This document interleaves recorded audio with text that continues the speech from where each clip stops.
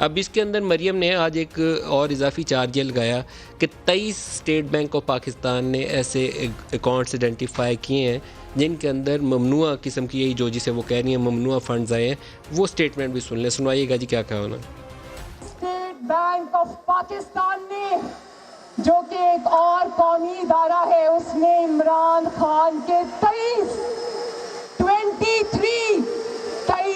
خفیہ bank account پکڑے, جو بینک اکاؤنٹس اس نے ای سی پی سے اور پاکستان کی عوام سے چھپا کر رکھے تھے. اور جو اس کا نیکسٹ سٹیپ ہے وہ بھی میں ابھی سناؤں گا. وہ پاکستان تحریک انصاف کے جواب جو الیکشن کمیشن آف پاکستان کو انہوں نے 6-7 سال کے بعد جمع کروایا اس سے ریلیٹ کرتا ہے. وہ جواب اچھا نہیں ہے. جواب اس کا یہ ہے کہ ہمیں تو پتہ ہی نہیں تھا, یہ تو وہ ایجنٹ ذمہ دار ہے جس نے یہ فنڈز اکٹھے کیے تھے.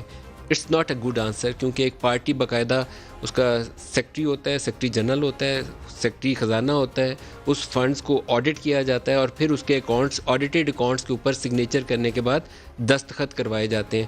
تو پاکستان تحریک انصاف نے یہ پوزیشن لی کہ ہماری کیونکہ وہاں پر ایک وہ رجسٹرڈ کمپنی کے طور پر یا پارٹی کے طور پر جو فنڈ ریزنگ ہوئی تھی, وہ کنسرن جو ایجنٹس ہیں ان کی رسپانسبلٹی تھی, انہی کی ذمہ داری ہے, ہماری پارٹی کی اس کے اوپر ذمہ داری نہیں ہے. وہ سٹیٹمنٹ کیا ہے جو وہ کہتی ہیں کہ میرے ایجنٹس نے پیسہ لیا, وہ بھی سنوا دیں.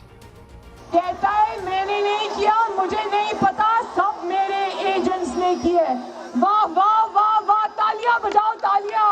دستخط کرنے کا پتا تھا, پیسہ وصول کرنے کا پتا تھا, پانی کی طرح پیسہ سازشوں میں استعمال کرنے کا پتا تھا, منتخب حکومت کو گرانے میں پیسہ استعمال کرنے کا پتا تھا, مگر یہ پتا نہیں تھا کہ کروڑوں اور اربوں اور کھربوں جو آ رہا ہے وہ کہاں سے آ رہا ہے.